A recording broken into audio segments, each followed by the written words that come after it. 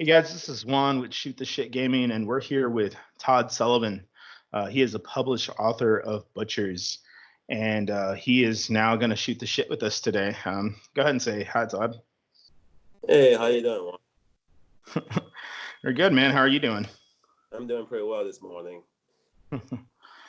Yeah, man. It's been an interesting it's been an interesting couple weeks. I'll tell you what, over here in the U.S.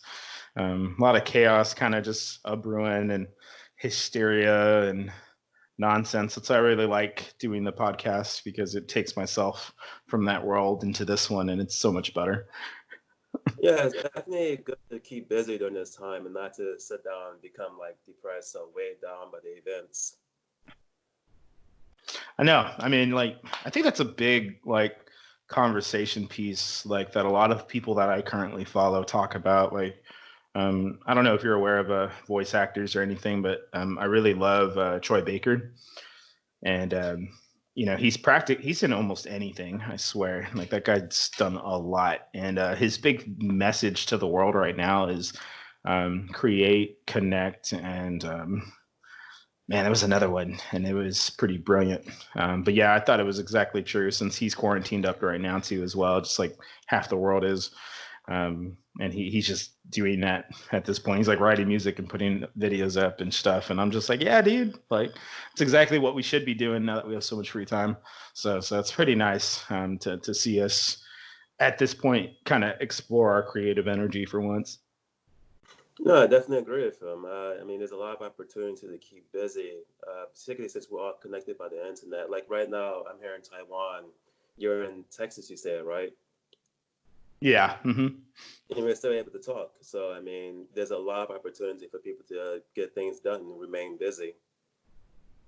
Yeah, I mean, like it's crazy. I mean, that's why I guess social media and technology is just so great because, I mean, the fact that again, like the distance so far, but it's like you're next to me, and we're Right, just yeah, to do this. definitely so.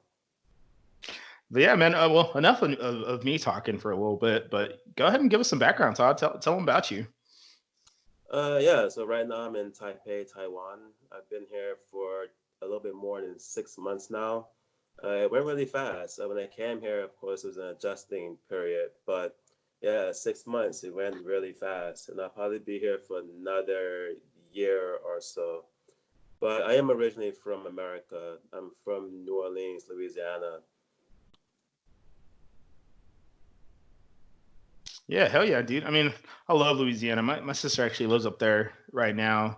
Not New Orleans, but on Zachary. I think it's about an hour or so from. Yeah, I know Zachary, right? Yeah, because she used to work out of Baton Rouge, and now um, or she still is actually. Not thinking about it. She works for a law firm, and I love that state. Honestly, like Louisiana throws it down. Like it's a fun, very very culture filled state, and I really enjoyed my time there because I lived there for about a month and a half, I would say. Okay, Um, cool. yeah, because I was just there, obviously living, like visiting my sister, but I ended up staying for quite a bit of my time growing up. I think over my senior year, I don't remember, um, but it was fun, man. It was a good time. People are really nice down there, and the culture the culture is really really different. How was that transition as far as like, obviously coming from America, going to Taiwan? Like, is there a big language barrier for you, or you feel like you learned the language really quickly, or? Actually, after New Orleans, like I left there when I was 18 years old, and I moved to Atlanta, where I lived for 10 years. And then after Atlanta, I was living in New York for 3 years. And that's when I got my first experience in Asia, because when I was doing my master's program in New York, I went to Tokyo for about 3 weeks to study Mhm. Japanese authors and Japanese theater. And when I was in Japan, I knew I wanted to come back to Asia, but when I after I graduated from my master's, Japan wasn't really hiring English teachers, which is what I do here in Asia. I teach English, but Oh, Korea okay. was. So actually, I ended up going to Korea, and I was there for 10 years. And in Korea, I did learn a fair amount of Korean. Like I'm functional in Korean. I'm not conversational. So Hmm. I did learn a fair amount of Korean in Korea while I was there, and I lived all over the country in Korea. But here in Taiwan, I've only like I've taken like four language classes, each one about 2 hours. Hmm. So I know almost no Chinese, unfortunately. I hope to take more, but right now I know how to count, like from 1 to 10, and I know how to say hello, goodbye, thank you, and that's about it. So yeah, I know almost no Chinese. That's interesting, man. God, you saw a good chunk of the world then, man. Like that's badass. I mean, so you went to Japan, then to Korea, and now you're in Taiwan. Right. Damn, that's insane. So where do you plan on going from there? Is there a next stop for you at this point, or?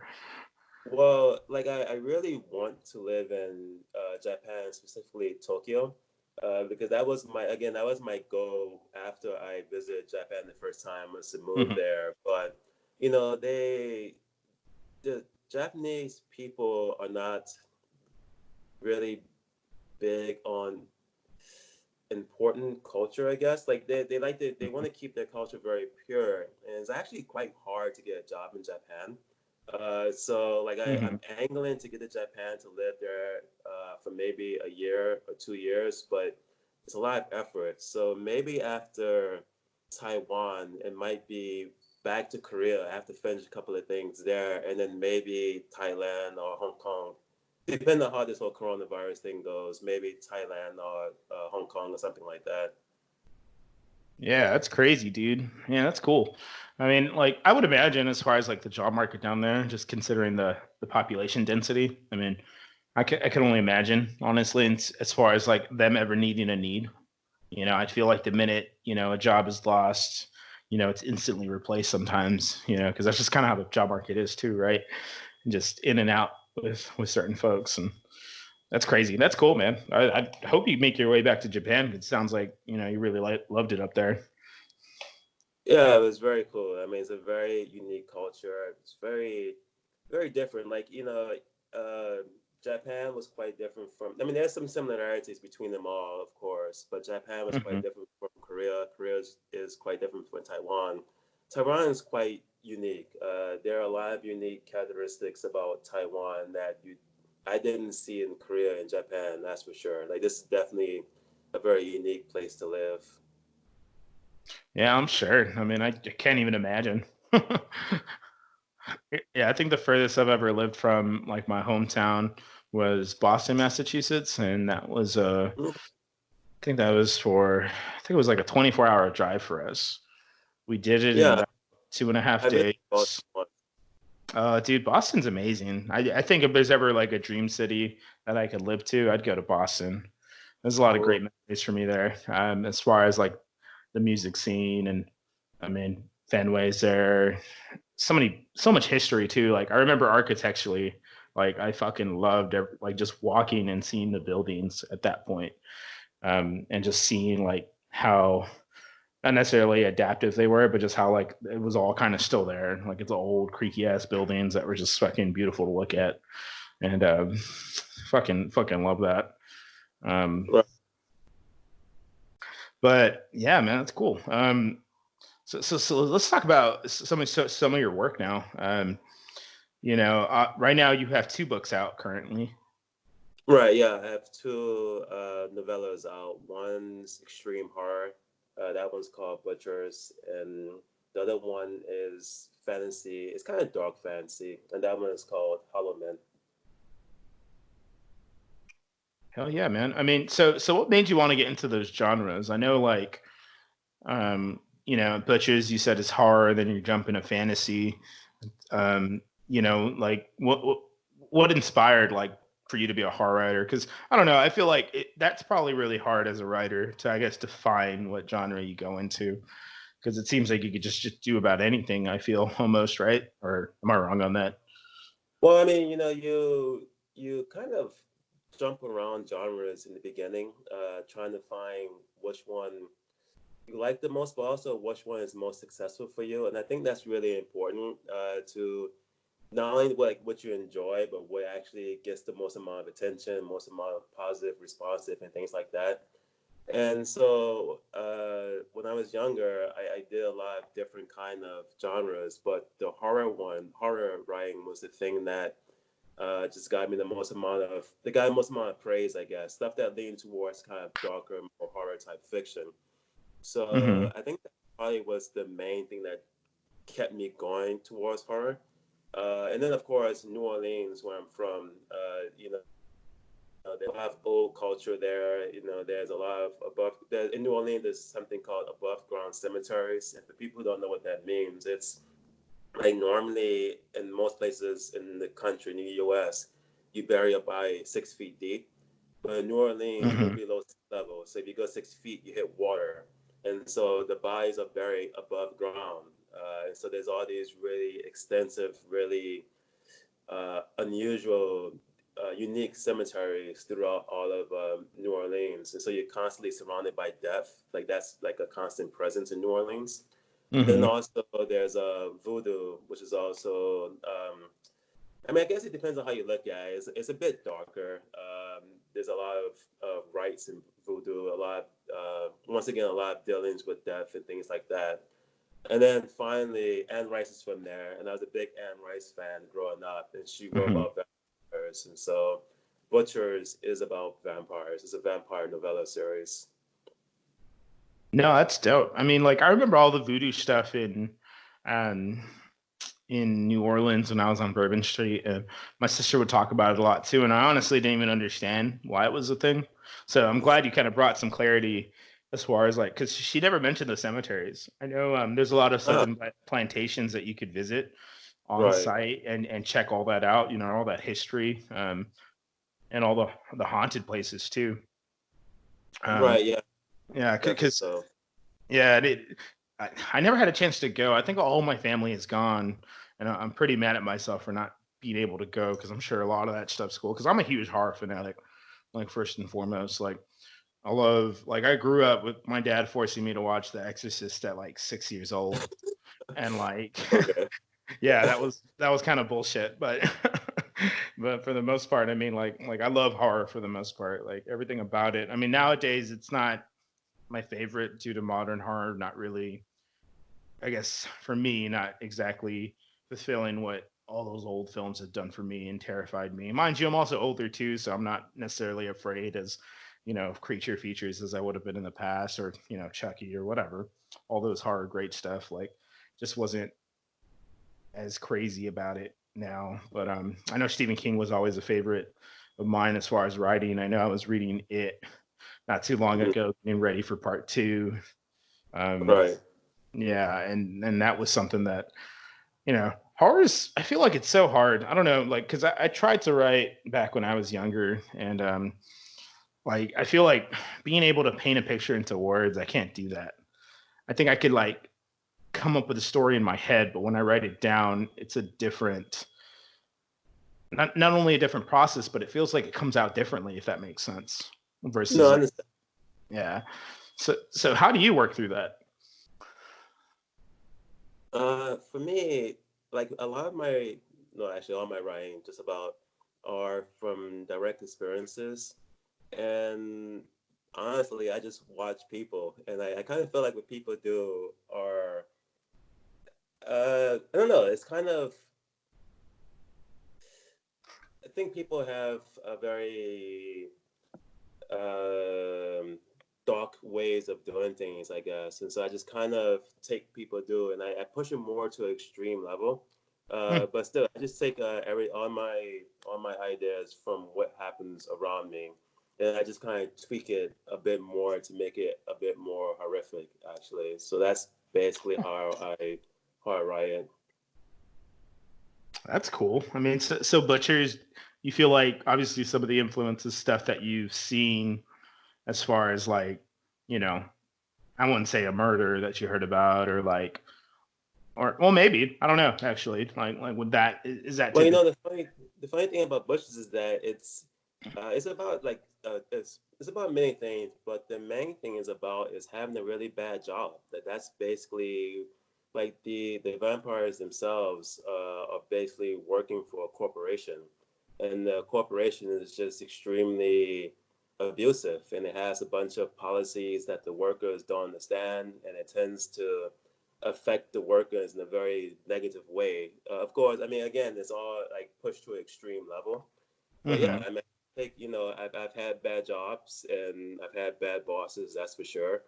And I've seen the way Mm-hmm. some workers are treated, and there's some horror in that. I think if you look at social media and things like that, and see people complain about work, there's a lot of reason for complaint. So Mm-hmm. that's how I produce horror, actually. That's fucking cool, quite frankly. That actually just made me want to read your book even more. I know I talked about reading it before we did the podcast. I just haven't obviously had the time with all this Corona nonsense, but No problem. like that's super cool. Like as far as like corresponding to abusive workforce. I mean, me being in the service industry, like that's a typical stereotype of having bad managers and having lazy managers and or just an overall very crazy environment. Did you ever see that movie Waiting? What movie now? The movie Waiting. It's that movie where they like play out like what it was like to like wait tables probably in like your 90s to like early 2000s. Actually, no, I haven't. No. No, it's hilarious because honestly, like what's crazy about that film is like, unfortunately, like a good, I would say 80% of that film was straight up happening like throughout the country. And probably for the time when it was released, I'm pretty sure every restaurant was just freaking out at the time because they're just like, well, fuck, now they know what's going on. And like, Right. and it's like one of those things where like, it's true. And, as far as working for a big corporate infrastructure, like I've never had the personal, like in an office kind of environment kind of thing, but I could totally see like, corresponding to shit like office space and like thinking of like, hey, Right. you mind coming in extra early today? Like kind of bullshit like that. But like it taking it to this huge radical level throughout your book and imagine what they do. Like I could imagine like what termination means in that book for you. You Right. know what I Yeah. mean? Yeah. So it's just something that like that's cool that like you put a baseline on it and just have this huge expansion point. So where like it's now your idea, but here's the baseline. That's so concrete, if that makes sense. Um, Were you a fan of The Office, the American version? oh yeah, hell yeah, I watched that to this day. Like I've watched it too many times. I'll tell you what. Hmm. Well, the first season of The Office, the Michael, the boss guy, he was Uh actually huh. a lot more sadistic actually in the first season of The Office. They actually softened him up in the second, third, and fourth season. But yeah, in the Yeah. first season, he Hmm. was kind of a mean guy actually. Yeah. He was definitely like not likable, and I know I actually did not. I refused to watch The Office at one point because Oh, I didn't like Steve Carell. Like there was something about Steve Carell's character, but also him as an actor. Like because I only saw him in honestly like I wouldn't say bullshit roles, but just roles that I didn't enjoy. And right, and I was just like, man, I'm not about to watch this show. Like look at him, he's kind of an asshole. And like and as the show goes on, obviously they have this huge arc for him that just becomes so interesting and I wouldn't say relatable because right. he's kind of a very broad spectrum kind of a character, but he just becomes this character that you end up falling in love with, as far as how he evolves from a boss to a person and to a human, and it's just interesting. I feel, but yeah, no, I could totally agree as far as like the first season. If you really think about it, like yeah, he was kind of an ass, like beyond belief. Right, yeah. Hmm. Quite a mean guy.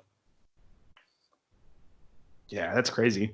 That's cool. That's awesome. And is that like just a one book one and done, or is that one also becoming a series that you have planned in the future? No, it's definitely a series. The next one coming out in maybe less than 3 months is called The Gray Man Smoking Shadows. And if I was to say that one's also about a bad job, but more specifically, it's about a father who's not really doing his job, I guess, as a parent. And then Mm. that takes kind of idea and makes a horror out of it. So that's The Gray Man Smoking Shadows. And then after that, that's going to be book 2 in the Extreme Horror series. After that, the next one is going to be a word in Korean called 친구, which means friend. And that one is also, again, it's also about bad job, all of them about bad job, but this one's about, I guess, maybe abusive friendships, I guess is what that one's about. Yeah, just kind of like how toxic relationships just create Definitely. ambiguity Yeah. and just, Thank you. yeah, no, I totally get what you're saying though. Like I get what you're saying as far as like the job's kind of the theme of like it being compelling because like hence the father creating a monster because he's a monster, and totally get where that kind of jives, like where that's going. And I Right. mean, like there's so much interpretation of that too, like that's so I feel like underappreciated as far as like understanding like what mental illness and what our behaviors do to create Right. other behaviors because like I mean we always model other people's behaviors and that's what I tell like a lot of my management team half the time like hey like if we're not doing our jobs they're clearly not going to be wanting to do theirs and like Right. it's always about like model behavior so no I totally get what you're saying though that sounds fucking legit and you said 3 months for that second book. It should be less than 3 months. Yeah, definitely less than 3 months. That's awesome man I mean like it's cool that like you have this big picture like series of it and it's kind of like an anthology right it wouldn't be the same person I would assume or is it the same person? No, it's there's a couple of central characters, and then there's characters who kind of come and go throughout the series. But the reason why it happened that way is that maybe 6 years ago, I kind of get lost now, but about 6 years ago, I wrote a novel called Natural Police, and it got picked up by a publisher called Zarme, and they held on to it for about a year and a half, and then they went out of business, and so they didn't publish a novel, and Oh so I man. had this novel that had gotten a lot of good reviews, a lot of good attention, but it never got published. And then I tried to sell it to other places. No one was buying, and so what I decided to do was I decided to take out chunks of the novel and then write novellas around those chunks. So Hmm. that's basically why I have kind of I have a pretty good idea of where everything is going because that novel took me about 4 years to write, and that was like again about 5 years ago. So basically, I've been thinking about this whole vampire extreme horror series for like the past I don't know 8 years, something like that. So I have a lot of it kind of mapped out already.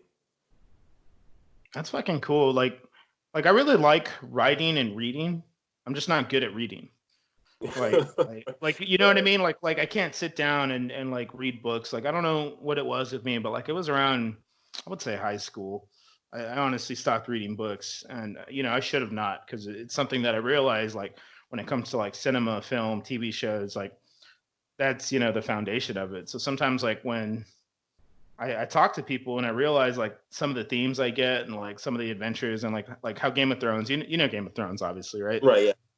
so like how that was the biggest letdown to people because with the book and all that stuff um you know that made me want to read again because it's just like well if they're saying the book was just as great and they're playing it out correctly in the TV for a while in the TV seasons like it makes me wonder like how similar they can be obviously one has limitations the other one has this endless amount of imagination and expectations that you create but like seeing it translate to film is always really interesting to me and that's the part again that I'm not good at like I'm not good at like sitting down and writing and talking about like this scenario on paper like I could tell you how this person should feel but I can't write it down always and Well, it's just so cool like I think it's really cool to hear a thought process of like this is where I'm going and I could almost see this being a series as far as like in my head as like a television series or a movie based series whatever and I could kind of see it play out that way if given the opportunity right so right. But I think it's sidetracked. But that thing about you, like not wanting to read or like reading less after high school. Like I teach English as a second language here, and a lot of what I teach is writing and reading. And I can definitely understand that because unfortunately, in high school, a lot of them they assign books to students which are just awful, awful to read, tedious books, and it makes so many students dislike reading, and it's so unfortunate. And the same thing with writing. They try to teach students to write in this way, which is, in all honesty, unnatural because they're trying to teach students to write in a way which is far more advanced than the students can actually handle. And it's just such a bizarre system of teaching reading and writing that that schools do. Like I don't do that. I try to give students reading material that I'm fairly confident they're gonna actually enjoy reading. So it's not always Hmm. quote literary fiction, but it's like fiction that gives them like a interest and passion to continue reading. Like let them get to literary fiction later on in life, but in the beginning, at least let them enjoy reading. Same thing with writing. So it's unfortunate, but I'm not surprised. Like you ask younger people today, do you read? And they get like a look on their face because like the answer is like, of course not, because what they get in school is just so tedious. So yeah, I totally understand why you stop reading around high school. Actually, that's so common. Yeah, I mean, like it's crazy that you say that, like, because like it's cool that there's a obviously you as a teacher, because I have a lot of respect for teachers, because I was studying to be a music teacher at some point in my Mm, career, and right, I just didn't want to do opera. I didn't want to do classical. I didn't want to do any of that, and because it just obviously wasn't something that I wasn't captivated with. I was captivated with music, still I am to this day, but like when I get to like the nitty gritty stuff, like starting to learn the history of like how this aria was made or whatever, and I'm reading this nonsense, and I'm just kind of like, no, like I almost feel like I'm forced to do this. Like I was always a jazz person. Like it's cool that you come out of New Orleans because New Orleans jazz scene is amazing. Like if there's anything I need to go to is like New Orleans Jazz Fest once in my life and really see where it's evolved, where it's at. Because I fell in love with jazz. I've always been a jazz person, very unorthodox and unorganized and kind of just works. That's just kind of always been how I've been. And I think back on the books that you're talking about, like as far as that they're super mundane and like just so I guess probably tedious is a decent word to put on it, but like it just wasn't fun. I mean, like they didn't make it right. fun, and like it wasn't until I think there was a good part in high school where I did enjoy reading, and it was for a history class because my teacher was just great. Like Right. he was so into it. He found different ways to show us the same story, and but like still obviously leave the facts there, and it was great. And it's cool to hear that you're passionate of like showing people to do kind of the complete opposite of that. Um, Mind you, I don't think Taiwan would be as standardized as America because I know that's just kind of America's fault in certain ways. But it's just like it's cool to know that like, hey, you're out there teaching people like, hey, this is a really good book for X reason, not just because this is on our syllabus. This is what we're reading, Right. kind Definitely. of a thing. And I think that's badass for sure.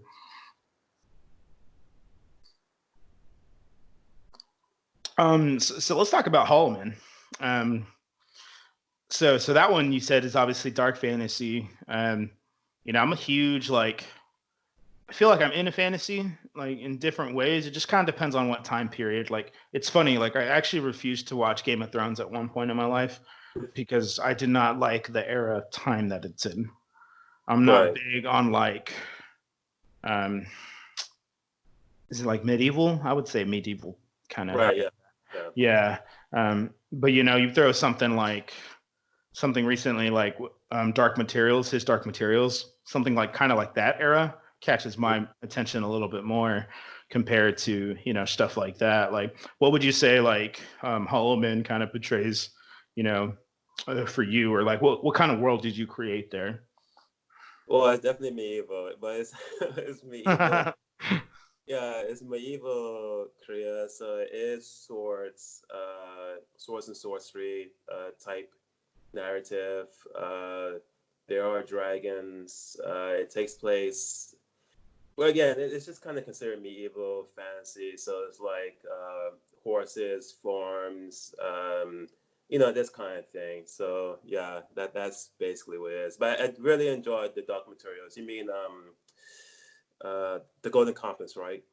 Yes, yes. I know HBO is doing the series on that now. I forgot the name of the show at the moment, but is it his Dark Materials or the Dark Materials? I don't remember. But yeah, Right. Golden Compass was something that like I was very interested in the Chronicles of Narnia. Like that's another like unless I'm getting the genres wrong, like fantasy wise, like that I really enjoyed. No, I think that's right. Um, Yeah. yeah, and stuff like that was something I was really interested in, just because I guess it felt like almost I wouldn't say sci-fi, but it felt like fairies, magic, and knights that weren't portrayed in an old way, I guess, if that makes sense. Because like sometimes like I can't stand the way medieval people talk sometimes. Like like I said, at one point I just couldn't tolerate Game of Thrones, even the way they spoke, just because I couldn't get into it. It was just like I don't even know what you're saying, man. Like you know what I mean? Like it just was. I guess for me as an individual, I could not understand it, and I was just like, I don't know why this is good. And then like it was until I sat down. My wife wanted to watch it, and she's like, "Okay, put it on." And it wasn't until like Red Wedding, yeah, Right. the Red Wedding episode where I was like, "Okay, you have my attention. Let's watch the rest of this shit." And that's when I fell in love with the show, and I eventually became this huge fan. Where I'd sit down with my friends at work, and half the time it's all we talk about. Up until the very end, and though disappointing with the ending halfway through, I still really enjoy the show for the most part. I'll still rewatch it, show it to my kids and future grandkids, all that good shit for sure. Yeah, I mean, I haven't. I only saw the first season of the show. I'm currently rereading the books. I only got up to book three. I didn't go farther than book three. I'm not really a huge fan of the ongoing fantasy series. Like Hollow Man is a novella, so it's only about 100 pages about, and Mm-hmm. then subsequent ones will be a bit longer, but they'll never be these really thick tomes. Uh, because as much as I enjoyed the first Game of Thrones book, I did feel like book two and three there was a bit too much filler. So that's actually why I started book three. But yeah, I mean, Hollow Man is it's not especially long, and the one that comes next, There Will Be One, is about the same length. Though the third one in the series, which is called Dearth, which I'm currently still writing, will probably be the longest one of the three books. Mm-hmm. That was closer to like 150, approaching 200 pages. And the idea behind Hollow Man, the reason why it's dark fantasy, is like Games of Thrones. There's in Games of Thrones, it's very hard to figure out if there is a good guy or not, because that's how typical fantasy always was. It was like a good a hero and then a villain, and like the hero and villain at the end of the book clash, and of course the hero wins. In Game of Thrones, there really aren't any heroes. There are a bunch of Yeah, people that's true. quite violent toward each other. Mm-hmm. It's super true. I mean, it's such an interesting dynamic. I feel that got lost along the way in Right, certain. yeah. Yeah.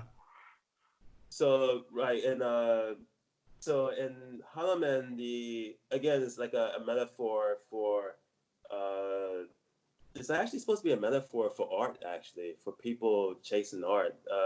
Like the Hollow Man is about a group of men who are going on a quest to become heroes, and along the way, they face all these obstacles. And yeah, so it's supposed to be the quest of the artist, actually trying to become successful in art. Mm-hmm.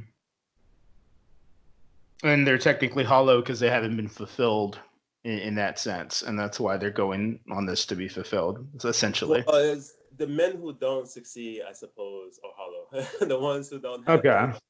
the right grit are the ones who are just not strong enough, are the ones who are not completely full. I guess the ones who end up succeeding are the ones who are like more not hollow, I guess. No, that's interesting. I mean, huh? I mean, I feel like it's definitely a different take on like what I've heard and what I've seen. Obviously, I mean, mind you, I have not read a lot of books, right? But I feel like the way you're talking about him definitely sounds. It definitely gravitates me more to and inclined to read more. Like read into it and definitely pick it up because I'll definitely be picking up a copy of both and probably just following the series. Moving forward, just because like definitely got to see how it ends. I can't Yeah, start not see how it ends, you know? yeah. Let me know what you think of it. That's always actually the most important part to me. Like, I mean, I'm always happy when someone buys a book, but I actually really want to know what people think of it. You know, I've been working on writing since I was like a child in elementary school, and so it's just a thrill to hear people's thought on it, see if I how successful I was, how much they enjoyed it. To if you or anyone ends up reading more as a result of my writing, that'd be fantastic too. Yeah, no, I mean that's a pretty cool goal too. I mean, because like overall, reading, it doesn't matter what you read. I feel it's just a good thing to read. Like that's why I guess like it's so hard. Like when people like read blogs, magazines, encyclopedias, like you kind of go down that list, and a lot of people like to say like, what is reading? Like I'm reading a self help book. Cool, that's reading. I'm reading a blog. Oh, that doesn't count. Like, what do you mean doesn't count? I mean, like I think if there's information as a resource and there's context being provided and you're being enlightened or almost getting insight out of it, then I mean, yeah, it's reading. You know what I mean? It's still educating your mind. It's still doing something for you. You know what I Right. mean? And I feel like some people discount like with how technology is kind of just fed us too much shit. Now, mind you, if you're reading memes, you're reading memes. Like, Right. that's not reading, right? But you get where I'm going with that. I feel. No, I understand. I definitely understand. As long as people are reading, in my opinion, is great. And like I said, when I teach, I definitely try to find material that interests students. Like that's part of my goal. I mean, I do try to push them to expand their horizons. As a teacher, I think that's one of the important things to do. But I mean, definitely start with what interests the students. I don't try to start with things that don't interest them and then make them interested in that. So yeah, if they're reading, whether it's a blog or wherever, as long as they're reading, it's fine with me. Yeah, that's cool, man. I mean, like, it's so refreshing to hear that. You know what I mean? I think that's what's good about this show lately. Like, I've been coming across people that are just really passionate and kind of like pushing the envelope to like this is what I do. You know what I mean? This is what I love. I do it my way, and I've always really enjoyed that. Especially like you as a teacher now, it's really cool that again you're sharing that message from the very start because it's so much harder as an adult to break habits that you've been instilled with x amount of Right. years. And now like you're teaching. How old are the kids you teaching? If you don't mind me asking. Well, man, I've been teaching in Asia for 11 years, and so the age group has been like basically a wide variety. The youngest I taught was 5 years old. The oldest I taught was maybe 56, maybe 50 years old. So I've taught really the entire spectrum of ages. That's awesome. I mean, like it's cool that like you're a force to help fight those, social normities of like, hey, this is how it should be done. And it's like, no, you just you're very diverse in it. And I think that that goes a long way for a student. You know what I mean? Because I haven't really, if I go back in time as far as like English teachers, I could say there was probably two that truly made me love literature and understand why I love literature. But then there's also those teachers that made me read the Scarlet Letter, and I was just like, "What? Why am I Well, reading you this?" know, Stuff like that, like, and not being able to interpret why or teach truly why, like, why is the Scarlet Letter, so important to society and literature and its importance, you know? yeah, well, I have a bachelor's in English from Georgia State University, but when I was in high school and people kept telling me that I should get a major in English, I was like, no, there was no way, because I knew when I got to university, I was gonna have to read a lot of, like you were saying, these books that are just uh, like really not fun to read, not interesting to read, and you just wonder to yourself, why am I reading this? Like, what is the idea behind these books? And so I Hmm. was really resistant to being an English major. So yeah, I mean, some of those books that they have students read are just so removed from anything that they experience and anything that they know that it's just really quite odd that they keep getting assigned those same books, because it really is a lot of the same books, that students are Hmm. keep being assigned. Yeah, I mean, like I'm trying to remember the ones that I've read, and I know Call of the Wild was one of them. It was like Call of the Wild, From Dawn Till Dusk. I don't know. a bunch of shit that was like as a teenager, I could care less for. Mind you, then again, like my generation was like part of like that whole Twilight phase and Harry Potter phase, and all that was pretty interesting to me. Mind you, I didn't read Twilight, but I know like as far as like people getting infatuated with those reading, which was really nice because like now that I think back on it, I appreciate the fact that like people got into books, you know, regardless of Right. subject matter. You know what I mean? Because like it was cool to see people read fucking 400 pages of Twilight or whatever amount of pages it was, but like it's cool that like again that got them to read versus doing their schoolwork. I agree. I agree completely.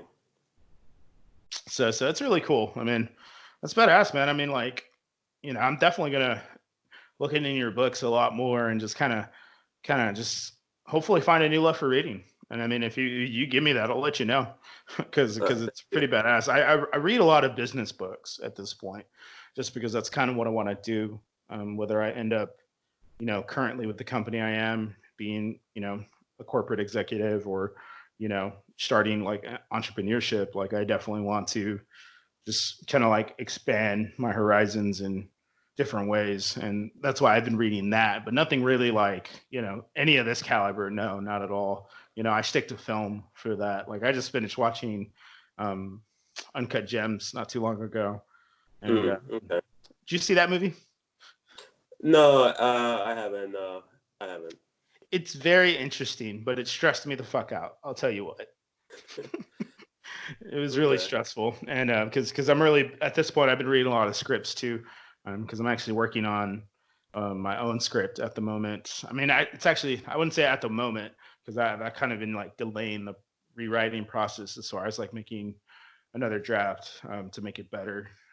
But that's something that like I hope to at least be able to show, or like hopefully in 6 months from now, you guys see a short film from me, because that's I'll definitely definitely another horizon be. I want to look at. Yeah, keep me informed. I would definitely be interested in watching films from you. Yeah, I mean, hopefully it's good. I mean, I could even send you a draft of the script. I don't know if you know anything about script writing, but you could tell me if it makes sense or not. So I mean, I took it in university, and yeah, I mean, I'll definitely take a look and give you any thoughts I have. for sure. I mean, that's dope, man.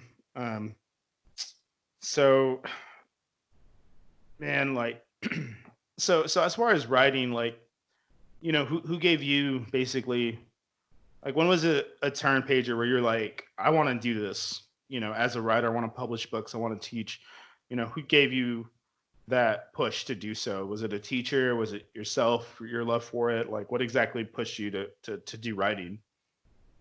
When I was younger in elementary school, I had like a pretty severe speech impairment, so I didn't speak very much when I was in elementary school.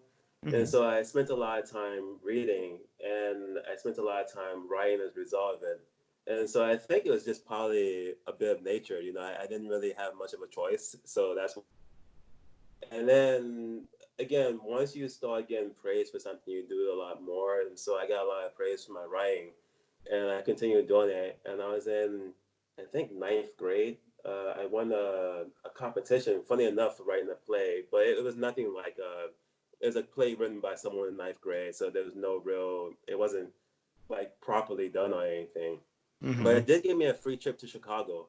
That was part of the winning. I got a free trip to Chicago, and after that, I was like, "Well, that's really cool." So I continued writing, and then when I was a junior in high school, I actually didn't have the best grades in high school, but I wrote really well. And there was a program at Stanford that you could attend for really high achievers.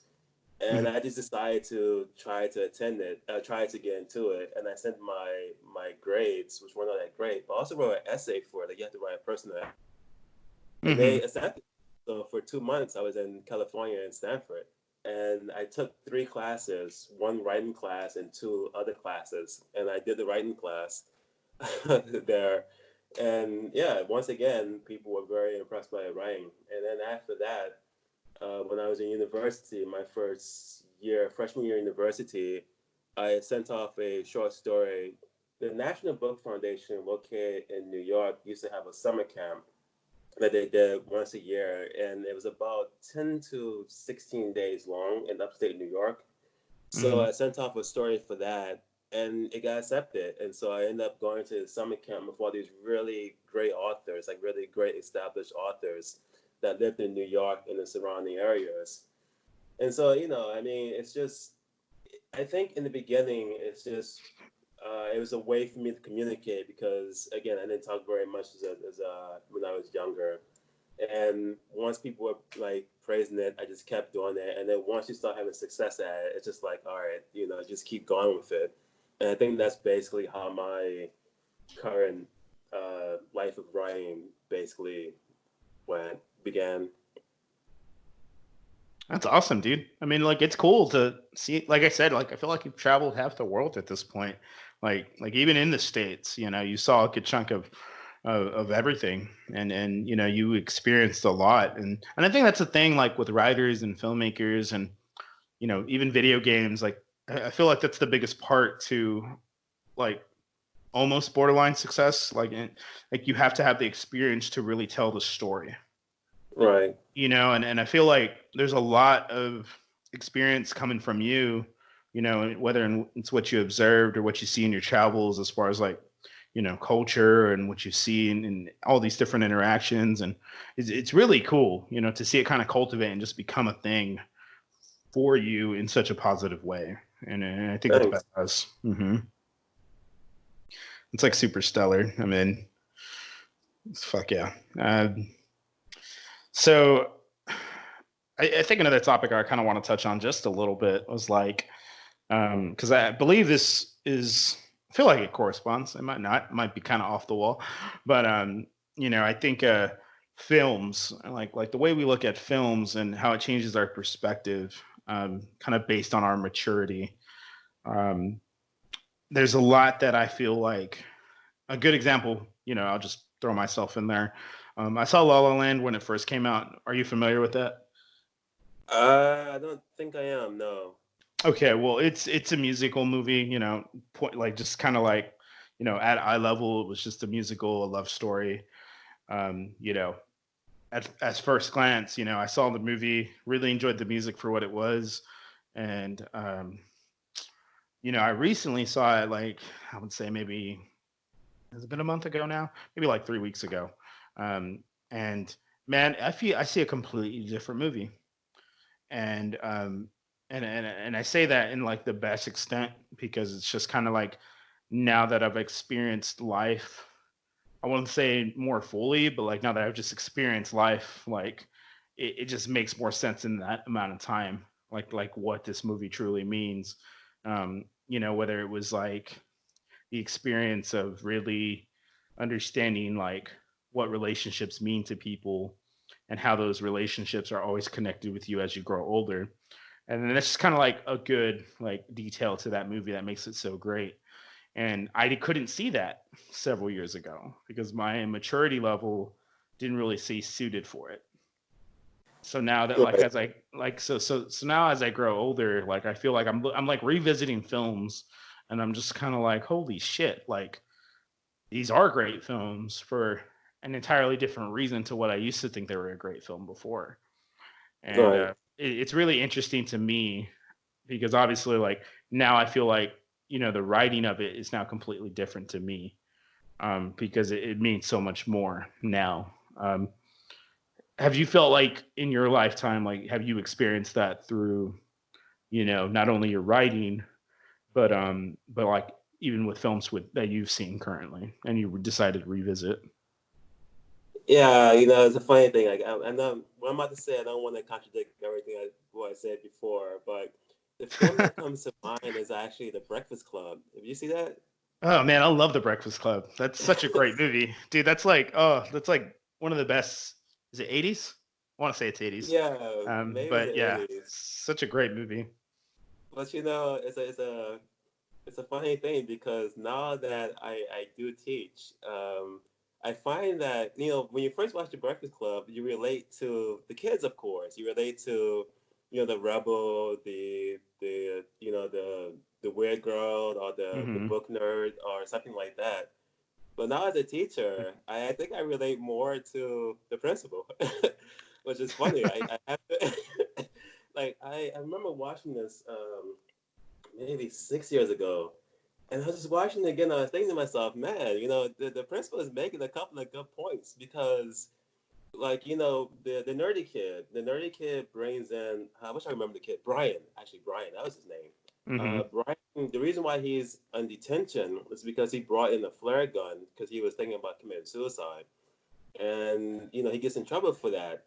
But man, if you bring a flare gun to school and like a kid gets hurt, it's such a huge problem for like the faculty and the principal. And that's how I was looking at it. And I'm like, yeah, this is like really kind of a big deal, like bringing the flare gun to school. I mean, it's kind of sad why he brought it, but it is kind of a big deal.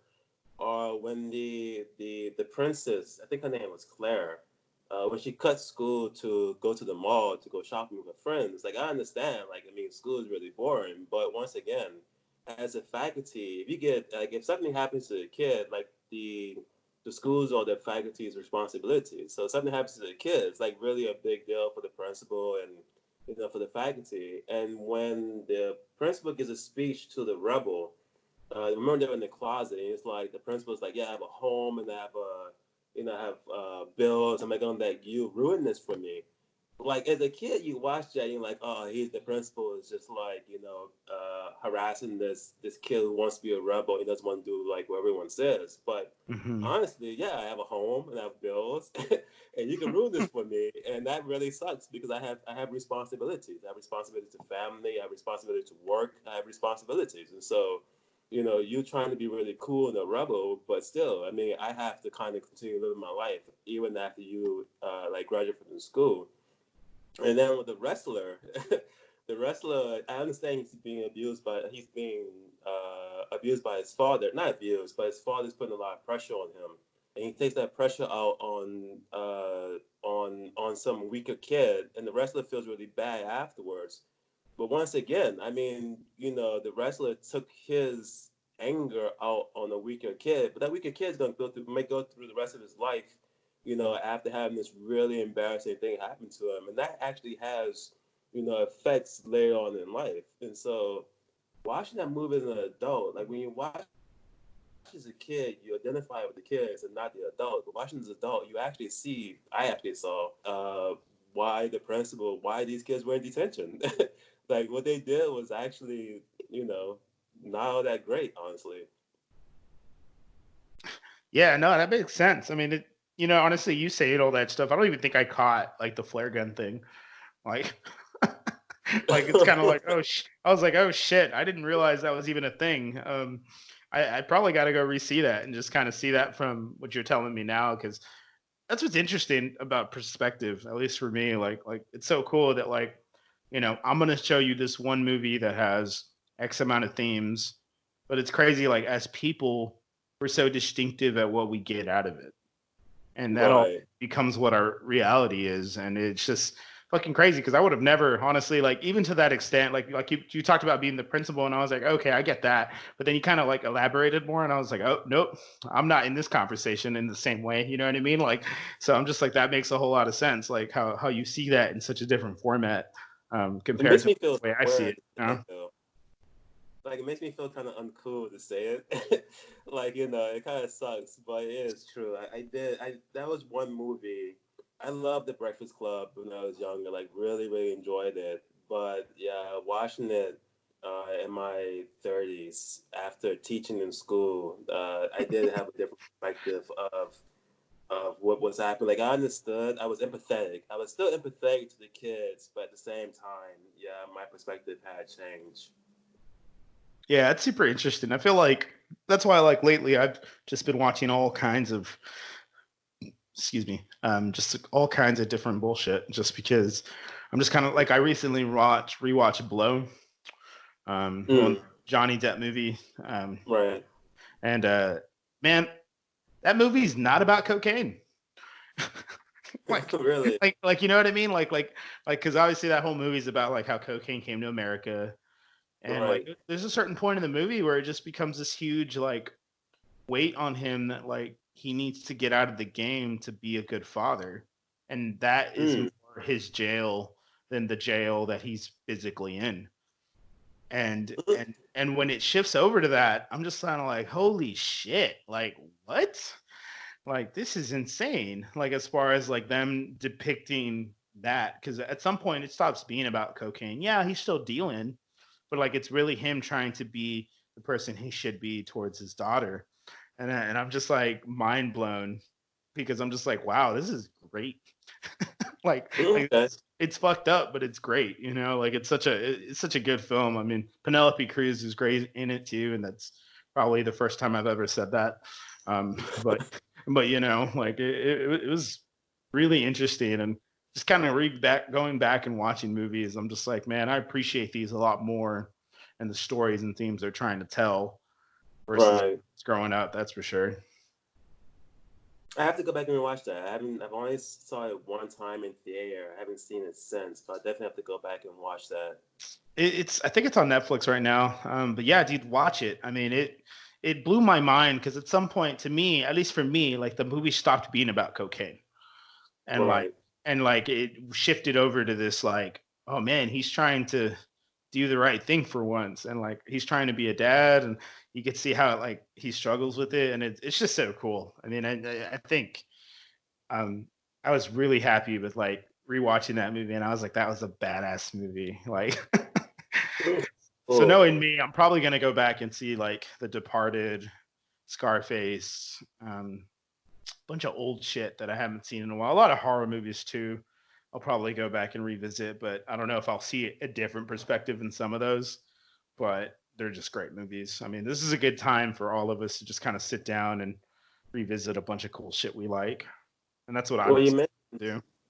you mentioned The Exorcist earlier. Actually, it took me a long time to watch The Exorcist because back when I was younger, it was on that. I don't know. Do you remember the original cover of The Exorcist? Are you talking about the one where he's standing in front of the light post? Yeah, for some reason that really frightened me. Like just that cover, I don't know, there's something about it. So it took me a very, very, very long time to finally watch the movie because of that one cover. But yeah, I mean, I that was very a good movie. I need to go back and watch that again too. That was. Hold on, I'm gonna pull that up really quick because I kind of want to see it. Um, because like I feel like there was like this ominous way that it did look, and I give all kinds of credit for. Mind you, I did not want to see this as a child. My dad just forced me to watch this nonsense. This one, right? Yeah, that cover, right?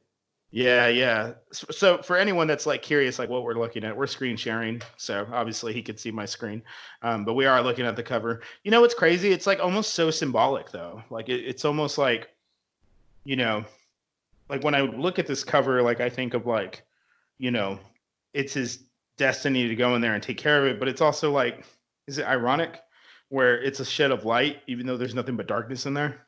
Because Right, yeah. it's like, you know what I mean? It's so weird. And I agree. It was a terrifying movie. It still is. I think this is the only Exorcist movie that means anything to me because all the previous ones are kind of whack, or like the future I ones are haven't kind of seen whack. it. Yeah, I Yeah. haven't. Um, Did you actually watch the show?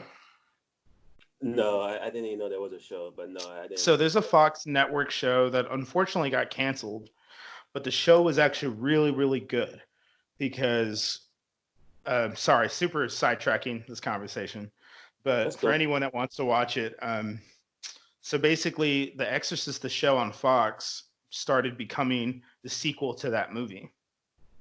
Mm, So basically, like what they did was like they literally bring back some of the original cast, and they're just like, hey, like I'm the daughter, and now I have a daughter, and now it's trying to get my daughter, and that's basically cool. how it starts, and it's actually really creepy, really ominous, and like it scared me actually a couple of times because they went back to a lot of practical old horror ways, and it was so good. I never finished it. I'll probably finish it now that I'm reminding myself, but it's actually really really great. So if anyone ever wants to catch that, you should totally catch it because it's super good if you like horror TV shows. Which Definitely Google it. I didn't even know it existed, but I'll definitely Google it.